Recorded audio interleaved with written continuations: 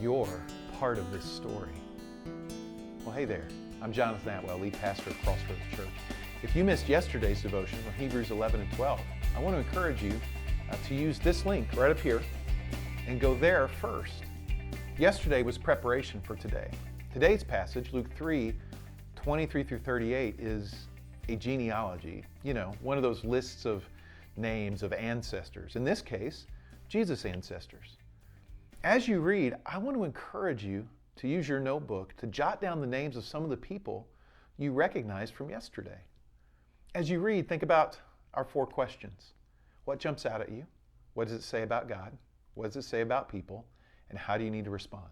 Go ahead now, pause the video, read Luke 3, 23 through 38, jot down a few names, then come back. We'll talk. So what do you do with a list of names like that?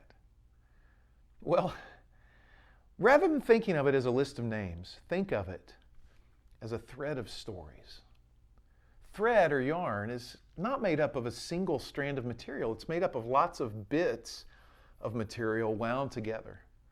And while a single thread only makes up part of a piece of clothing, that piece of clothing would disintegrate if all the material in that thread was not securely wound together.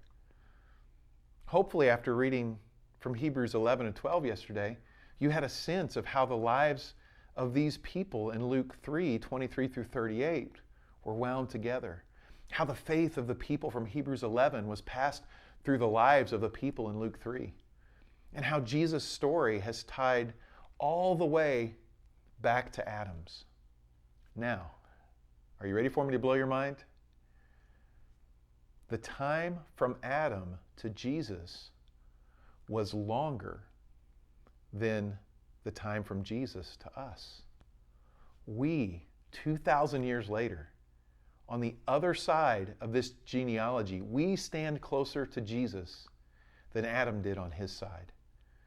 And if you have trusted in Jesus and follow him, you are part of that very same genealogy 2,000 years after Jesus. How can you make sure you really internalize that truth? In Romans 11, Paul tells us that we were grafted into Jesus' family. Like yesterday, I want to encourage you to take a few minutes today to let yourself really understand what it means for your story to be part of this fabric of faith. Let your vision for your own life reflect this reality. Thanks for walking alongside me again today.